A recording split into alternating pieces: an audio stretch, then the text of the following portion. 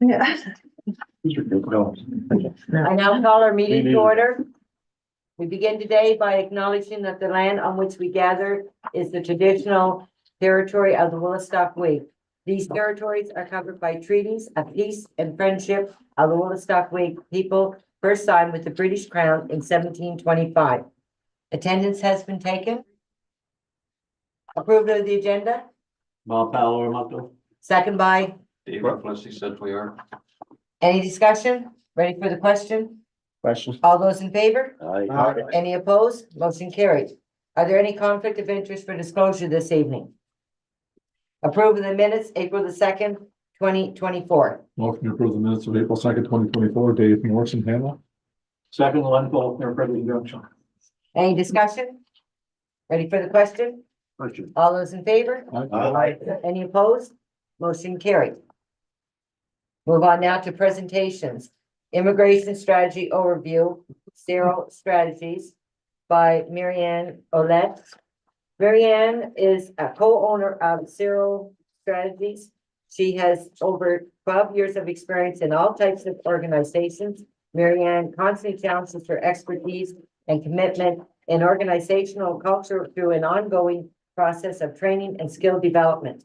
Her participation in numerous spiritual activities and boards of directors has allowed her to better understand the scenarios between the different players of the economic and community development ecosystem. Currently, she and her team are working with our partners at Unite to develop an attraction, integration, and retention strategy for the region.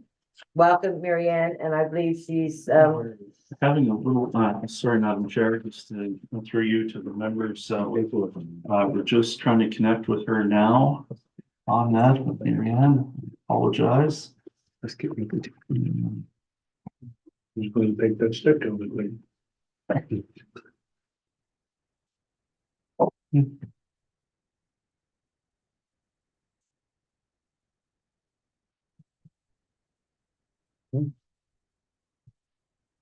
Well.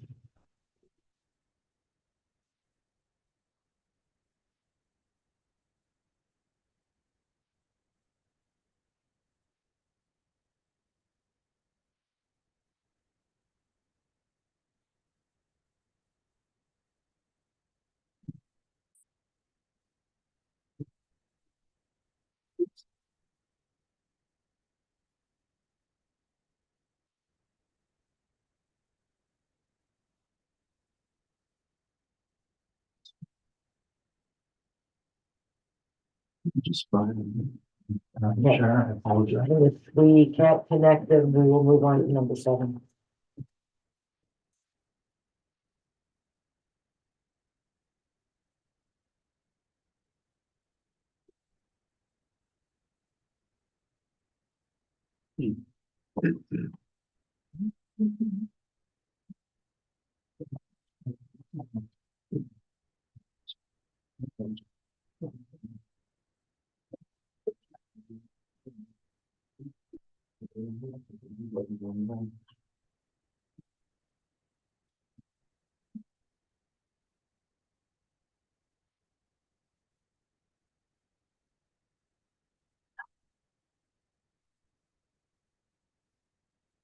Let's do this one more moment. Madam Chair, I apologize. We're just trying to-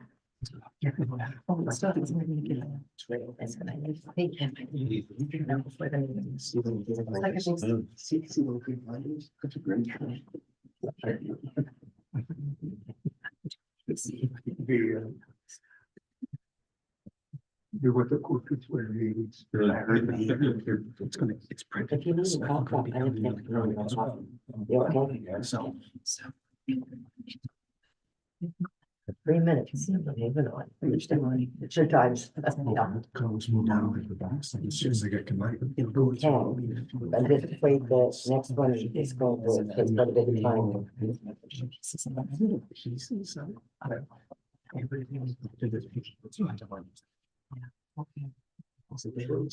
Yeah, you could do is, you could read from. That's going to be a presentation. And those 17. Yes. C&D. So you just want to take in and tell me that we're going to move on and the secrets connected that one. Okay, in his office. we're gonna move on. I think I'm gonna go to your report. Oh, okay. Just wait a second. Sarah's trying as well, so. Okay, so what we're gonna do is I'm gonna move on. So Shahad, if you. Yeah, no, we're not going to that one because that takes longer. Oh, We're gonna okay. go to 7B. Oh, okay. Okay, because that's shorter, 10 minutes. Okay, we'll move on to number B, Community Development Committee, Director Rogers, please. Okay, thank you. Delighted to be here in person to give this committee report this time. Usually Dawn's been giving it on my behalf. So you have it here in front of you. It's a summation. We met, our last meeting was on April 9th.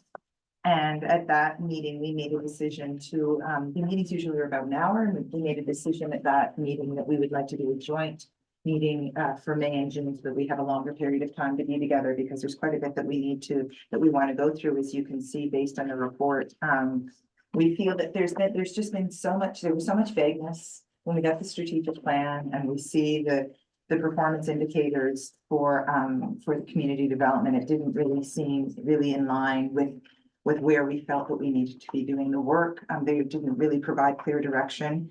And we've really been deliberating on what our role is, given there are so many players in the community development, in that ecosystem, as we call it, like, so Economic Social Inclusion Corporation is there doing that work. Even when you look, all the communities themselves have a lot of nonprofits and service providers, and a lot of people who are doing work in that space. And then we have our own community development person here, and it's how do we carve out our path as a regional service commission to do meaningful work in this area. So we were trying to figure out where to get some direction.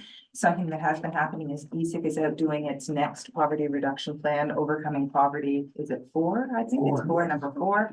They've been doing stakeholder sessions. I think some of you maybe have been attending. They've been going throughout the region.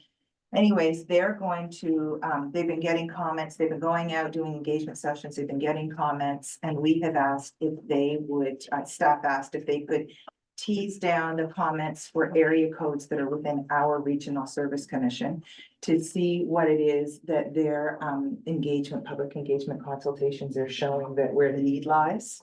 And so we're going to take that information, and at a longer session, combined session, we're going to go through that and then also we'll, with that information, along with all the information that we've been to various committees. I think you see the resiliency plan. The resiliency committee was another committee. I think we've been reporting on all the committees. Yes, that's correct. And all the work that we've been meeting, people that we've been meeting with. So we've compiled a whole bunch of information. We're going to spend a couple hours as a committee, go through that and carve out our direction. So that's where it lies right now. If you want to make the motion. Yeah, I can make the motion. So I move the board of the Capital Region Service Commission receive the report of the Community Development Committee that's dated May 7, 2024. Second by, Bob Fallow or Muckle? any discussion? Ready for the question? All those in favor? Any opposed? Motion carried. Thank you, Director Rogers. No luck yet? Oh, okay, so we'll go now back to A, the Regional Infrastructure Committee Director, please. Oh, sorry, no. Okay. Welcome, Marianne, and we already introduced you, and you're on, and we will turn the floor over to you. Okay, thank you so much. Sorry, I had 6:45 in my schedule for some reason. Sorry about that. I hope I didn't disturb the meeting too much. No. Great, good. Thank you for having me today. John invited me to present a little bit of what we did at the newcomer, or the Capital Region Newcomer Attraction, Integration and Retention Strategy that we actually just finished the strategic planning process. So we put together a little deck, a little presentation for you, which I'll share my screen if that's okay with you. So sorry, it was last minute. I wasn't able to send it in advance, but I will send it to John afterwards so that he can share it with everybody if you would like to have a copy. So it'll just be one sec. Here we go. It's ready to go. Just going to put this in presenter. Everybody see my screen? Yes. All right, wonderful. So I'll just go ahead and please ask questions as I go. It's not so much as a formal presentation, but more of a validation. What I'm seeking here is to make sure that what we did come up with as a network, so the ecosystem pulled together, the immigration and newcomer ecosystem team came together to work on this strategy. And we've been working on this for a few months now. And we are seeking validation and just making sure that it's aligned with the priorities that you see in your own municipalities or in your municipality. So the project purpose right from the beginning, we had defined it as a committee, so the planning committee, as championing a future where everyone in the capital region can thrive. This initiative is committed to bolstering our newcomers support ecosystem with a strategic approach to sustainability, grow in the region, retain and the area's new residents, and foster a dynamic and inclusive community for generations to come. So this is a little bit about the method. I thought that it would be interesting to just propose or to show you the method that we went through. And it has been an ecosystemic wide approach right from the get-go. And we're systems or looking for systems change. So that's really what we are looking for in terms of including all the ecosystem from the newcomer and immigration perspective on this strategy, so that it's for, by, and with our ecosystem to create long-lasting change. So started in January with a discovery, with research, and then we did a systems mapping exercise with mostly everybody in the room. John was there as well as some employees. We also did stakeholder engagement. So that was in the form of dialogue session with newcomer groups, and then in-depth interviews with newcomers that had immigrated. I added the jurisdictional scan here because it wasn't initially in our mandate, but we were then mandated to do a jurisdictional scan where we compared 4 different jurisdictions in terms of understanding what the best practices were for immigration retention.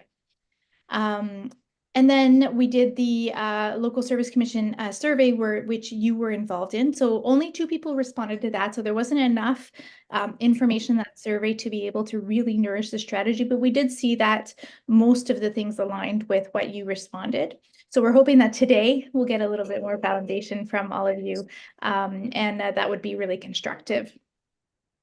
We created a strategic planning toolkit. So that's the next phase. So that's where all the information kind of funnels down to in this kit. That's a 15-20 page document. That's a synthesized document, which allows everybody in the ecosystem to read before the strategic planning retreat in order to have the right information to make sound decisions. Afterwards, so now we're right there. So April, that's where we are. Operational plan is coming up. So that's the next step. Final reports on launch and celebrations. The dates will be soon announced. We just actually worked with Ignite today to set some dates. So this is what the group came up with. And again, this is still a draft. So please note that we just finished the planning session with the ecosystem. So this still needs to go through the process of, reworking it with the committee. And then, of course, validating back to the network to make sure that it really is what they hope to see. Because again, it needs to have 100% buy-in in the ecosystem. So the mission statement, as an ecosystem, we aim to work well together and provide the best service possible by focusing on what every organization does best. We support everyone to lead real system change. And the reason why the mission is so ecosystem focused is because in the past, there has been a big disconnect between community organizations working in immigration and newcomer.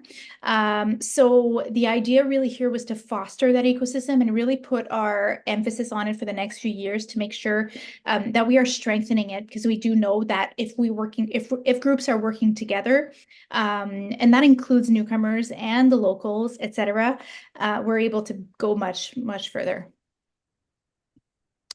The vision statement looks like this. so the capital region, a place where newcomers build their futures hand in hand with locals, fostering a vibrant and welcoming home that champions a rich and vibrant community.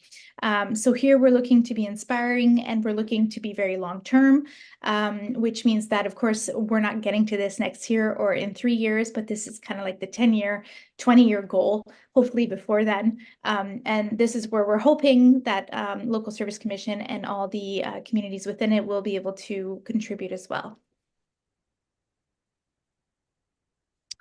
Any questions so far?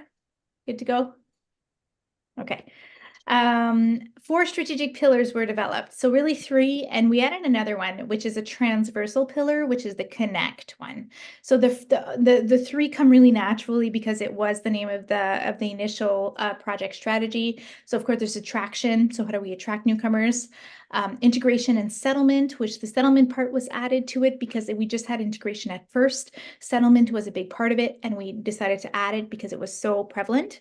And then finally, retention. And through it all is that connect. So that's where we're seeking that ecosystemic approach to change. So not just one organization or siloed organizations, but really focusing on how we're working together and what are the modalities of work that are that allow us to work together to support the newcomer ecosystem. And I'm going to describe these as well. So the strategy number 1 is on attraction. So a strategic attraction and identification of potential candidates. So this is about alignment, right? Getting all the ecosystem together to align on how we're going to create our attraction strategy. Consistent communication and contact management based on leads. We're working at looking at creating a system where it's an integrated system where all groups can share a database. So that's definitely one of the objectives or action items. Now, these haven't yet been defined into objectives. We're doing this shortly in the next couple weeks, but these are the big themes. Refining value proposition and marketing tools. Developing high-level education and bridging programs for intentionally educated individuals in high-demand sectors. So here we're looking at the workforce sectors especially. Good. All right, so the next strategy is integration and settlement. So as I said before, we added the word settlement to it because we thought it was an important pillar to be added to a strategy, needed to be more explicit. So creating and maintaining an asset and resource map for newcomer services and related agency. This is a big project because it not only brings all the information together onto one database, but also we absolutely need to have an organization that champions that initiative to make sure that it's updated continually, especially with the regions being all together now in one big ecosystem. It's quite complex, so we need an organization to champion that. Create bumping, or we call bumping spaces or third spaces to build community connection. So a bumping space is like a space where people bump into each other, right? So a library, for instance, where we can have a free, accessible space where anybody, locals and newcomers alike, can bump into each other and create social connections, which we know is a factor of success for a newcomer settling and wanting to stay in our region. Ensure the ecosystem is aware of what's happening in various organizations and cross-promote. So this is, of course, a problem that we're addressing. It's a gap, right? We're seeing a lot of duplication, which duplication isn't so bad as a concept at all, because if we're duplicating, it just means more access. But it's more about understanding what others are doing so that newcomers are supported through many channels, right? Whether they want to be implicated at a community level with their family, for sports, for business, you know, whatever that person is driven to is connected to their purpose, we have it. Good? Okay. And finally, this is the third one, strategy number 3 is retention.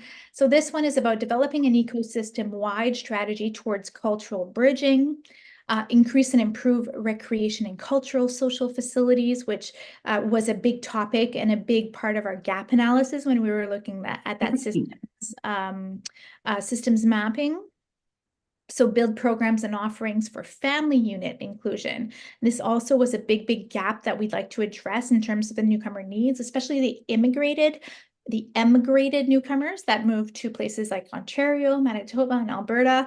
Their narratives were all around, we didn't have any place for family to be able to connect other than the school. So if you're not so much involved in the school, then what do you do?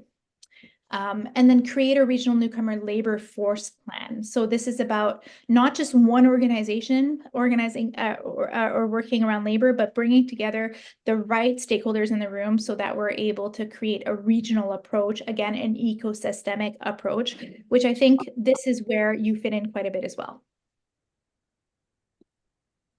And finally, the fourth strategy, which is a transversal strategy. This one's all about connecting. So that's a core part of the strategic plan because it's all about creating and building a collaboration process to update and evaluate the strategy.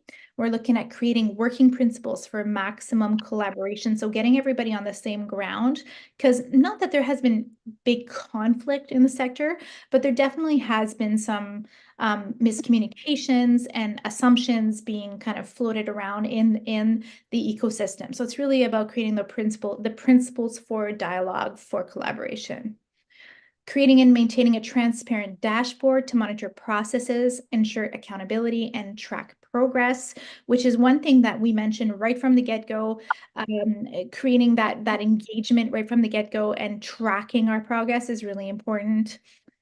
Creating a playbook to ensure continuity and facilitate knowledge transfer through changes, because we do know that the staff changes quite often, especially in the nonprofit sector, which is a problem for continuity. So that's hopefully one of the solutions to address that. Ensure the ecosystem is aware of what is happening in various organizations and encouraging cross-promotion. So this one kind of comes back again. And coordinate ecosystem partners to influence and change policies at the provincial level. So that is it for the strategy. I'll take some questions if anybody has any questions or comments even. I'll leave it at that slide maybe.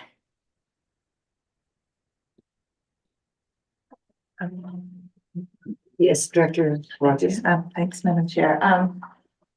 Hi, Marianne. Thanks for the presentation. I have a question. It's Kate Rogers here from Fredericton, Director Rogers, but I'm Mayor Fredericton. Yes. Yeah, hi. So I have a question about the vision. No, the mission. It's the mission statement. When it says lead real system changes. I find both, to be frank, I find both the mission and the vision could be a little bit more straightforward. That's my honest opinion. Like I read those and I think it's a little gobbledygooky, like not to be critical, but like there's a lot of words there that you're like, what do those mean actually? Do people talk that way? But lead real system change, like I understand kind of what that means, but in this work, what does that mean? Right. Yeah, that's a really good question. And yes, so the jargon is still present in this text. It's still not like usually what we'd like to do is eventually bring this down to a level of 6th grade readers. It just hasn't been through that process yet. And we haven't, it's very raw. What you're seeing is the first drafts. So what we mean about systems change is about understanding how we change an ecosystem and how we bring a bunch of partners together in one ecosystem to change the way newcomers go through it. So to be able to really address the real issues from the core. So system change equals small incremental changes for long-time impact and for deep impact. So when I talk about systems change, that is what I mean here. But you mean for the individual going through it. I guess that's what I was, like I know it, real system changes. I was thinking about how people feel that on the ground. So that is what you're talking about, the actual person who's coming here. Yeah. How are they experiencing the service and all of that? Okay. To me, Yeah, that isn't clear through the mission. The mission feels like it's to service the organizations as opposed to the individuals who are receiving the services. Yeah, so you're right about that actually, and that was intentional. So the idea behind the mission is to have it around the collaboration, to really drive that force, because we really need to work as an ecosystem to come together, to connect, and really collaborate. So the intention behind the mission was really to drive the strategy, which is for the organization. The vision is much more people-centered on the newcomer. Okay, so, and then in the vision, when it says that champions. And is it the home that's and welcoming home that champions a rich?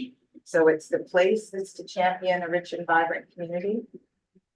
Yeah, I exactly. guess, so Yeah. I might as well just get to the crux of it. The reason why we need to do this immigration strategy is because I feel that there has been so much unknown. It's all been pretty gray and cloudy, and no one has been really clear about who's doing what and what's supposed to happen and what's the ultimate outcome. And so I would just hope we would seize this opportunity to make it crystal clear what it is we're trying to do and who it is we're doing it for.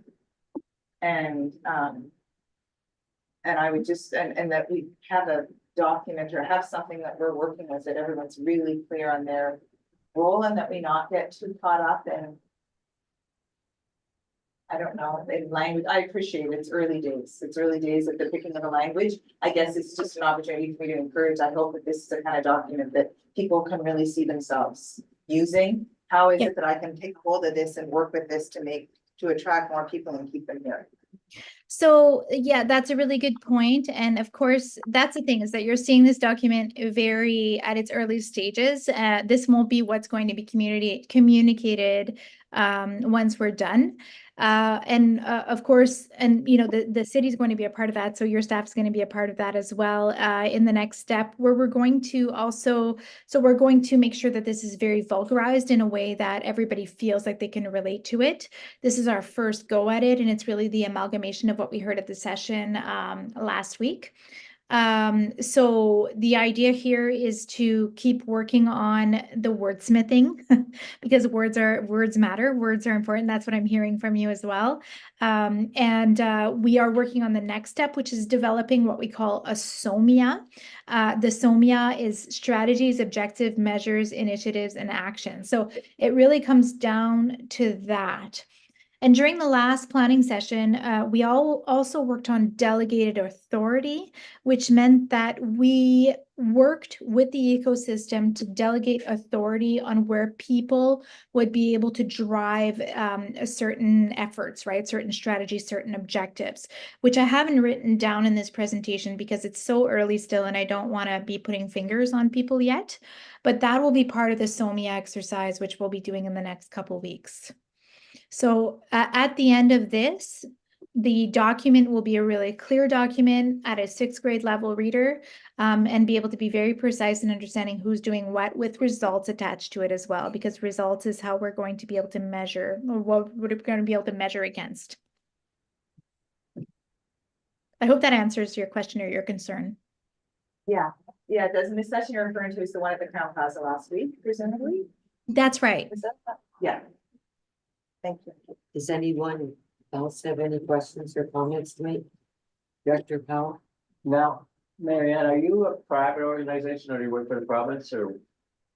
No, yeah, we're a private organization. We, O Strategies is my company name, and it's a social enterprise based out of Moncton, and we serve all of Canada. We have offices down in Manitoba as well, and we're bilingual. Anyone else?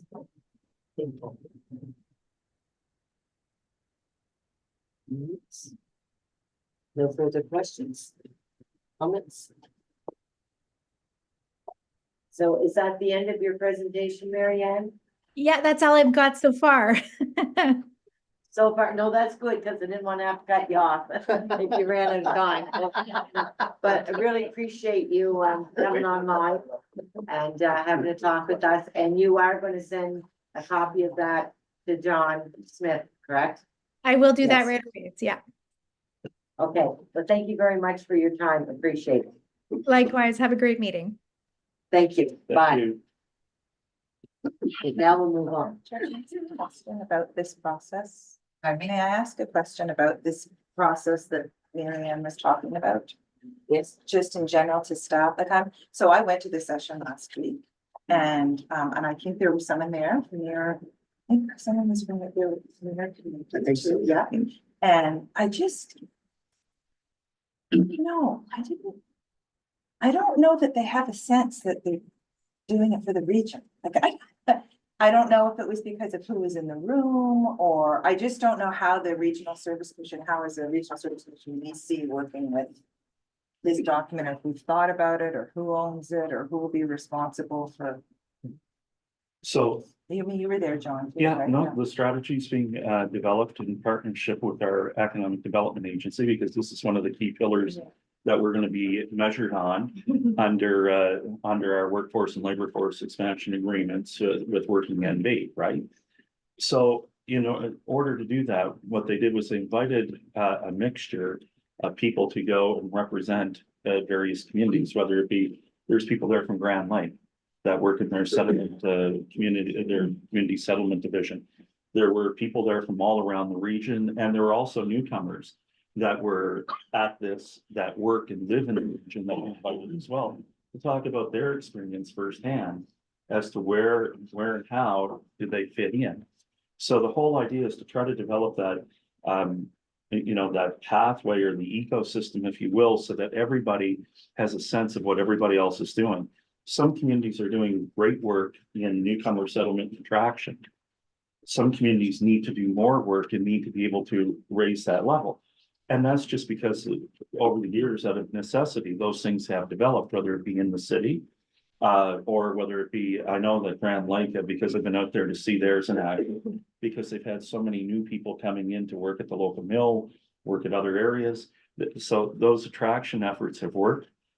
Then they need a settlement team around that. So what we're trying to do is get as many cross points of view from the region as possible to develop that process and how it will look.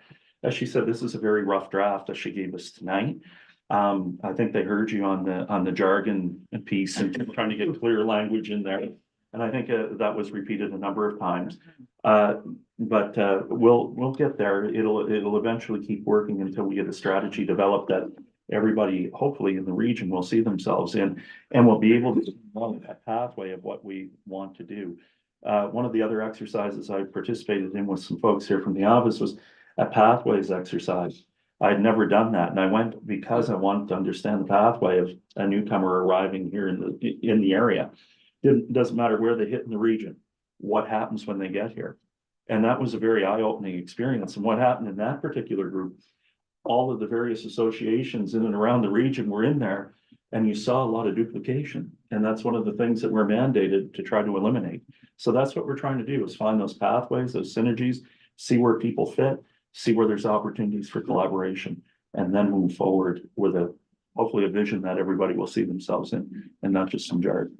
Okay, I don't know if that helps or not, Director Rogers, but. Yes, no, that's fine. I mean, I guess the proof will be in the pudding, right? Yes. Like, I don't see a path to it yet, but maybe we'll get there. yes. Okay, we're gonna move on. The Regional Infrastructure Committee, Director Pleadwell and consultant.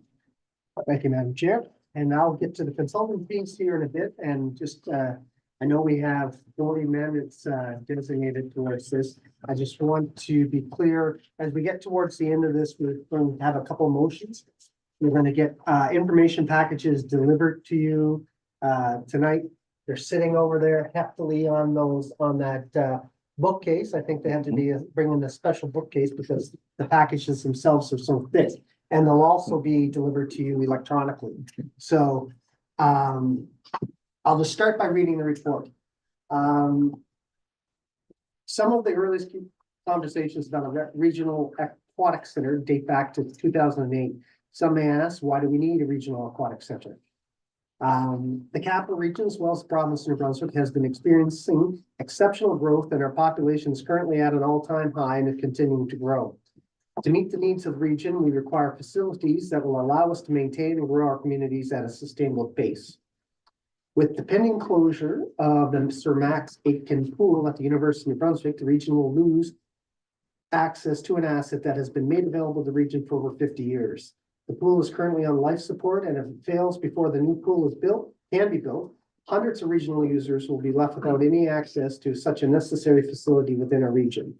Necessary since it provides recreational tourism, learning, life-saving training, community building, economic, healthcare, recruitment, and retention opportunities. Many of those we heard on several reports tonight. Our challenge moving forward is to look at what's best for the region. When we invest in our youth, our families, and our seniors, we invest in our future. The proposed Capital Region Aquatic Center is something the board must consider as part of our shared mandate. The information that you will receive will help you, provide you with a greater understanding of the information and considerations that are reviewed by your infrastructure committee, which I'm very happy to be a member of and chair. And I have to say, the number of meetings we've had have been wholesome, and great participation, great attendance. And anybody who's part of that committee should give themselves a pat on the back because there's great participation. So I feel, leading into the board that you're going to be well informed, especially through those packages. But no process is perfect. However, this is one that we have invested. The infrastructure committee has tried to arrive at a model that will work for the region, and we will learn from this experience. And as we progress in our maturity as an organization, and we will eventually get it right. The challenge before the board in a couple of weeks will be arrive at its own solution and an informed solution. Or in failing to do so, we'll accept having one provided to us. And I should put by the process. There are many policy debates that have been had and maybe more looming, but our time is short and we need to move forward. Before I move forth with the package, I'm going to introduce someone who has been working with us, Jihad El-Zamir with Tech, and Jihad has had the wonderful opportunity. We should say we've had the wonderful opportunity of working with Jihad to prepare a lot of materials for our committee to help you as a board arrive at a decision of where we are from a regional infrastructure perspective. Jihad. Thank you, Director Tidwell, Madam Chair, Board Directors, good evening. I'm gonna be presenting at a high level our work today relative to regional assets. And hopefully I'll add more context so that when you read the packages, you'll get more detail, but you'll have the context behind it. So this is the purpose of tonight. Let me start with shedding some light. Can we minimize maybe the people so we can, everybody can see a little more?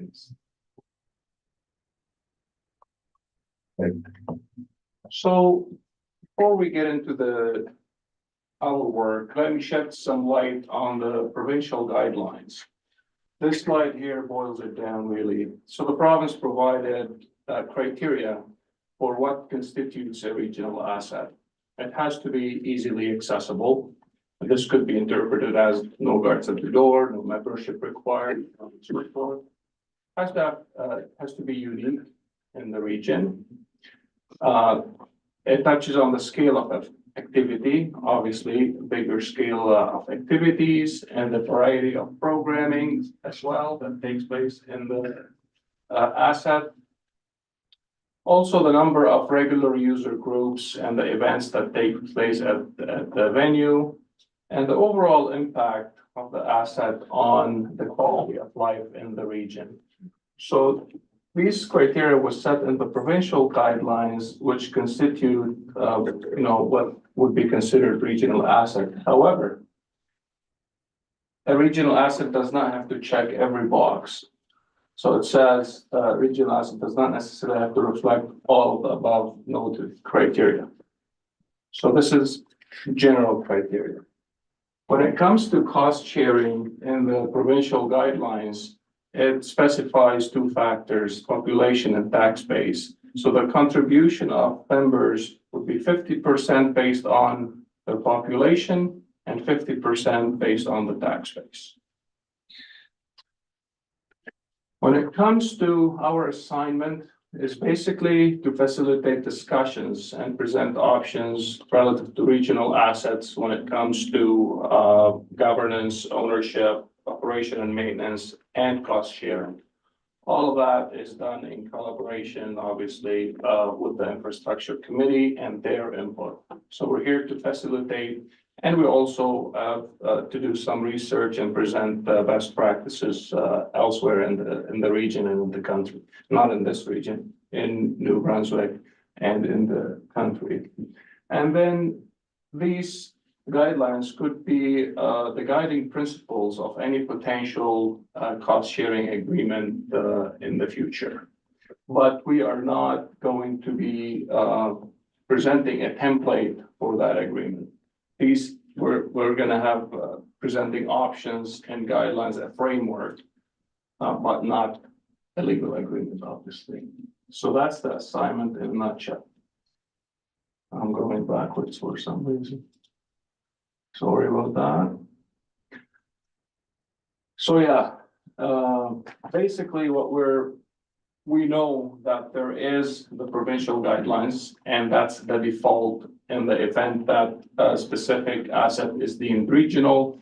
In the absence of a model that's agreed upon by the board, that would be the default. So our work is in collaboration with the infrastructure committee and you.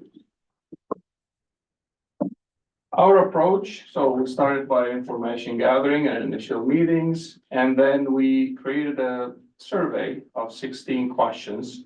Basically, it's intended to check the pulse and get the conversation started, the discussions going. It's not intended to draw conclusions or final recommendations. We then did a workshop in light of the results of the survey, and which triggered more in-depth discussions. And then we created a cost sharing model in Excel that's interactive, where you would enter the capital and operational costs and various factors like interest, payment terms, other adjustment factors, and then it would generate the contribution of each municipality. We workshop again with the infrastructure committee members, generated more discussions, and until that point, we were talking in general terms, like about a potential regional asset. Then we zoomed in specifically on the proposed aquatic center in Fredericton, and we applied the principles and tested the cost sharing formula and so on. So that's been our approach so far. All of that, obviously, in collaboration with the infrastructure committee, the chair, and RSC staff. So we started with a survey to generate discussion, and we're going to create the framework with options. Going back to the survey, just to give you an update on the initial thoughts and feelings of folks participating in the survey early on in the project. Regional facilities are contributors to the quality of life of residents and help attract newcomers, and to a lesser degree, are economic drivers. There seems to be a higher support for regionalization of brand new assets compared to any of the existing assets. The host community should operate and maintain the asset under the governance of the Regional Service Commission or a separate board. The idea here, or the rationale, is those who pay have a say through governance. However, the host community would have the infrastructure and the bench put to staff and operate the potential asset.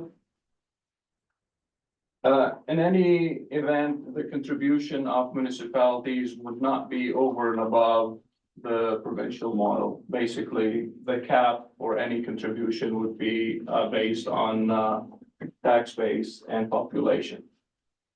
So from a financial perspective, any model would be equal or better than the provincial formula. And that cost should be shared fairly based on multiple factors, not just tax based on population, but consideration to be given on usage, to be like assets or similar assets, also on time and distance to the new asset, not just local tax base and population.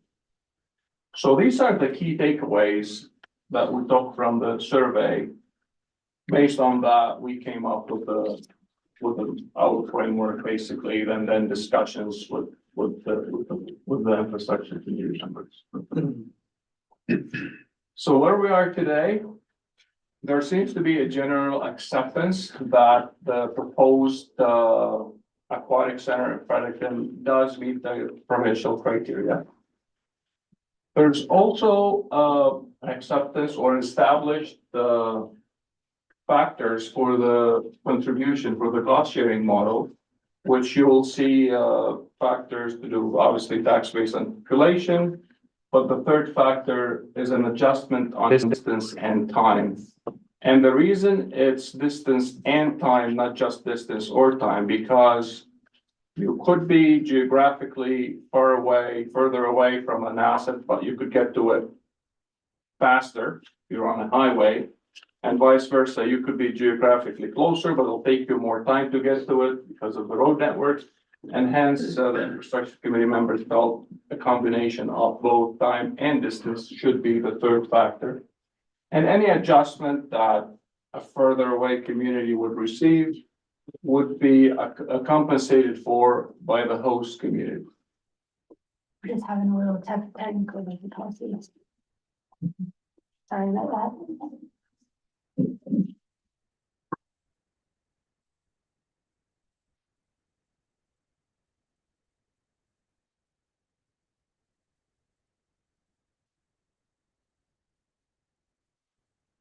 Did I cause it? I think it's one of those pause for effect moments. Yeah, it's timely. There isn't much left. It's okay. Kelly, we just want to click this one. YouTube is showing the window screen, not your presentation. Oh, I I was just on our YouTube channel, see. so.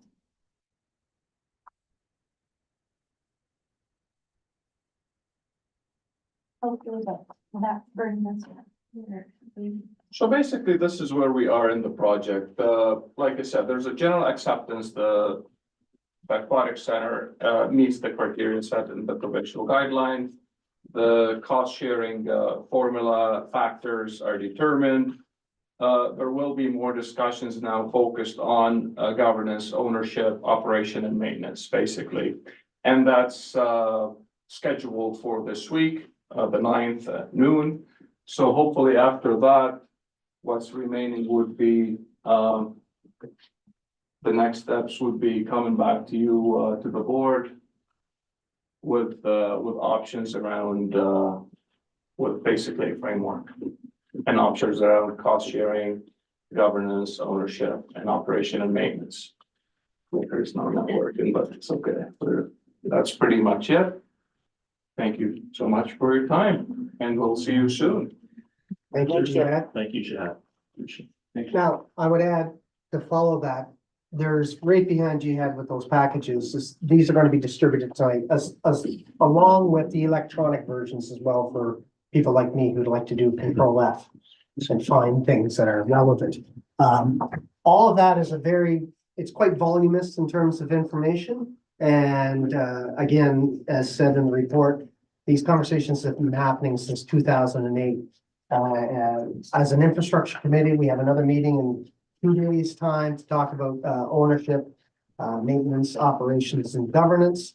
And the intent is, and we'll see moving on into these motions coming up, a special board meeting on the 23rd.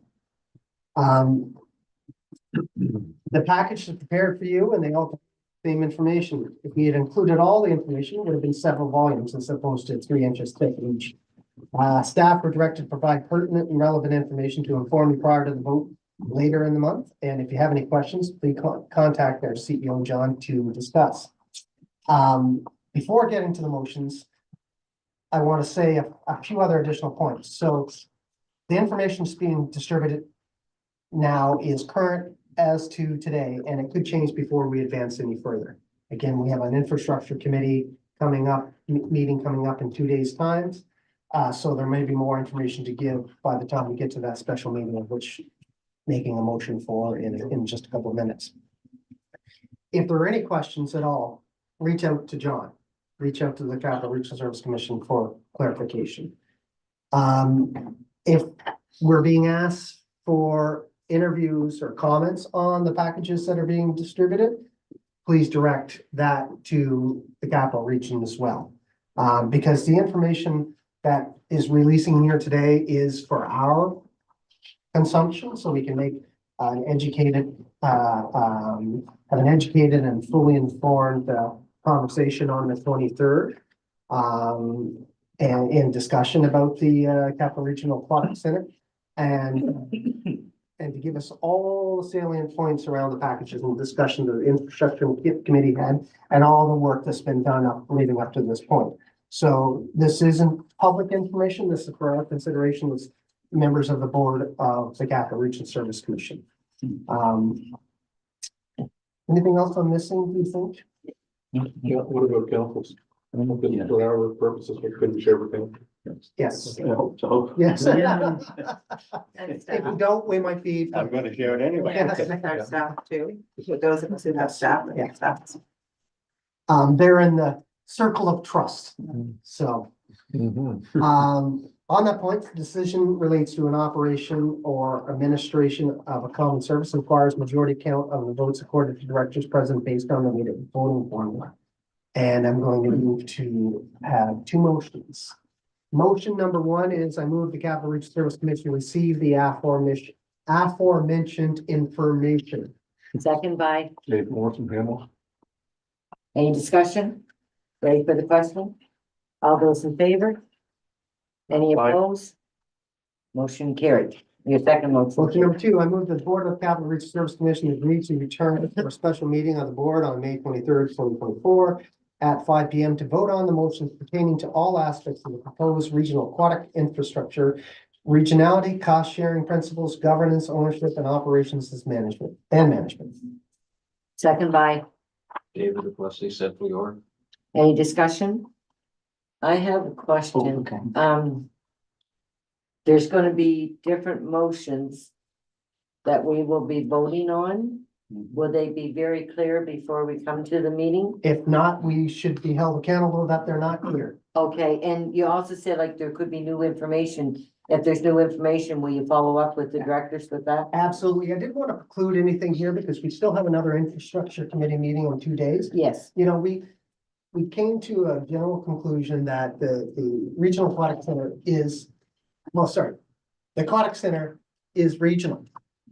But we can't separate that from ownership, governance, operations and maintenance. So when we come together on the 23rd, if the board decides something isn't regional, there's no sense talking about governance, operations, maintenance, and ownership. So this will be all clear, so. okay, thank you. Director Powell? So on the special meeting, that's when we're gonna have the open discussions. Yes. Yeah. Yes. And if these motions aren't clear, then we need to be held accountable. But I mean, as the infrastructure committee, we should be bringing forward very clear information. For that, thankfully, we have the assistance of the Capital Regional Service Commission. Director Rogers? Yes, that's Madam Chair. So just to clarify then for me too, I think it's really just a follow-up. We're gonna be meeting on Thursday, hopefully, and so that we'll be able to make clear recommendations to the board. Exactly. And so we will say that we agree on Thursday to everything and we feel comfortable making the recommendations within a couple of days. The rest of the board will know what those recommendations are. Is this what I'm hearing that to fill out the Put packages? together in a Okay. package to complement what's being distributed here tonight in physical format as well as electronic. So for the whole package is together. Because we're, as an infrastructure committee, sitting with all this information and debate and discussion that brought us to this point. Now we have to, for sure, unveil the code for everybody else. Yes. Any further discussion? No? Ready for the question? All those in favor? Any opposed? Motion carried. Thank you, Director Bidwell Thank you. and Demta.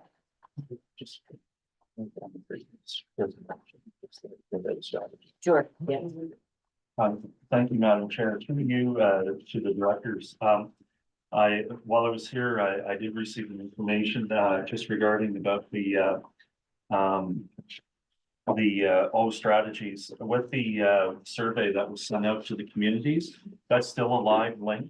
And if communities, feel, that they would like to participate in that and have comment on it, that's still live and still, very much, doable.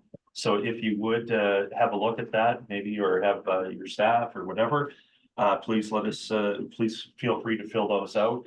And that may help to shed some clarity on things as well. So that was sent out to everybody. I think just one, sorry, Director Klebo, Kelly, I think we could resend that link now. Sure. Yeah. Thank you. Okay, Director Flego? Put my hand back down because that's what I was gonna ask for. Okay, thank you. We'll move on. Economic Expansion Committee. Director David Hayward, please. Yes, the Economic Expansion Committee met on April 15th, 2024. Meeting was called to order by the chair at 4 p.m. Chair led roundtable discussions or introductions. Committee members, Capital Region Service Commission staff, as well as 12 municipal representatives from around the region were present. Greg Forrestal, the Vice President of Program Delivery for Housing NB, gave a presentation on the Housing NB housing strategy. A number of initiatives underway, partnerships ongoing, and next steps. There was a question and answer session after the presentation. CEO Smith shared a draft work plan that was composed based on survey results and previous discussions in the committee. This work plan includes monthly areas of focus for 2024. One of these items is an economic summit hosted by the committee in the fall of 2024, where municipalities, Ignite, partners, groups such as NB Housing employers, GMB departments, subject matter experts, and more are invited to meet and collaborate. The goal is to agree on a work plan and create an associated budget to be presented to the Capital Region Service Commission Board. Committee members will reach out to staff with comments on the work plan. The Harvey Rural Community was asked for a letter of support from the Capital Region Service Commission Economic Expansion Committee for an initiative underway by Kings Landing. Kings Landing is applying for funding under a federal program to remain open longer and extend their season. It was moved by member Vignay and seconded by member Hayward that the committee write a letter in support of the initiative by Kings Landing to extend their shoulder seasons. With all in favor and none opposed, CEO Smith was directed to write the letter on behalf of the committee. There being no further business, the committee adjourned at 5:13 p.m. And I move that the Capital Region Service Commission receive the report of the Economic Expansion Committee dated May 7th, 2024. Second by. Director Rogers. Say your name. Oh, Director Rogers, Frederickson? Thank you. Just the director, yes. Okay, so, any discussion? Ready for the question? Question. All those in favor? Oh, wait, I have a question. I have a question. Okay. I don't know who it goes to, so just about the letter. So first off, I think it's awesome, the extending the Kings Landing the shoulder season. I was just wondering, when letters are sent, do they carry more weight coming from a committee, or would they carry more weight coming from the Regional Service Commission itself, the Board of Directors, and what is typical and? Normally would come from, we would go to the committee and then through to the board and for Yeah. the commission. In this particular case, we were time sensitive. So we put one through the commission. I wrote the letter as directed by the commission and approved, or by the committee, sorry, and approved that and sent it off to the federal agency, and they received it and acknowledged receipt of it. So that was just a time crunch. Usually it does come through. It's for me, it's just more of a process thing. Like, I think it's wonderful, but we did that, and but good for Kings Landing. That's good. Okay, So Yes. did the committee get a copy of the letter that we seen? We can certainly share that with you, yes. Oh, yeah, we would like to have shared before with that, really. Yeah. No, we can certainly do that, Director Powell. Yeah, I think letters for any of our councils would be well, the letter itself, I think needs to actually be approved. I understand in this case it was sent by the committee, but usually the letter itself is what's approved, not just the idea that you send a letter. It's so that we see, and if it was similarly, if it's sent on behalf of the board of directors, I would think that the board of directors would need to see the letter. Because we're all accountable, really. But we're learning. Comment, yes, you're Yeah. right, we are learning. No further discussion? Ready for the question? All those in favor? Any opposed? Motion carried. Thank you, Director Hayward. Finance Committee, Director Corey, please. Finance Committee met on April 29th. The meeting was called to order at 12 p.m. Mr. Fitzgerald summarized the performance of the investment portfolio for the first quarter of 2024. You can see the attached report. Investments had a growth of 4.8%, which if annualized is over 19% increase in equities. Increases in equities helped drive this excellent performance. Mr. Spears then provided the outlook of the future regarding investments. He expects volatility in the short term as inflation has not come down and there is the possibility of stagnation, which is flat growth in the economy. He expects less volatility after the summer as markets get a sense of what interest rates will do. Ms. Langton presented the financial results for the first quarter of 2024. All of the established service lines have outperformed their budgets and have produced healthy surpluses in the first 3 months, mostly due to additional revenue earned. Some of the newer service lines have produced small deficits in the quarter due to expenses being higher than budgeted. These additional expenses were paid for through government funding, but slight overages, as well as corporate service allocations have led to the deficits. We'll continue to monitor and adjust in the coming months to manage these effectively. An inquiry was made as to the impact of circular materials on financials beginning in May. And Mr. McCray explained that we currently do not have a contract with circular materials, but there was a letter of intent to June 15th. Until we know actual tonnage, which will only come with experience, it's difficult to predict. So it's likely to take 1 to 2 years of operations before monetary impact will be known. The question was asked as to whether we would reduce tipping fees in the future. The tipping fee is determined during the annual budget process. So if a decrease would still meet the needs, of the commission, it could be proposed at that time. There being no further business, and the meeting was adjourned at 12:34 p.m. I move the board receive the report of the Finance Committee dated May 7th, 2024. Second, Garrett Bourgeois. Any discussion?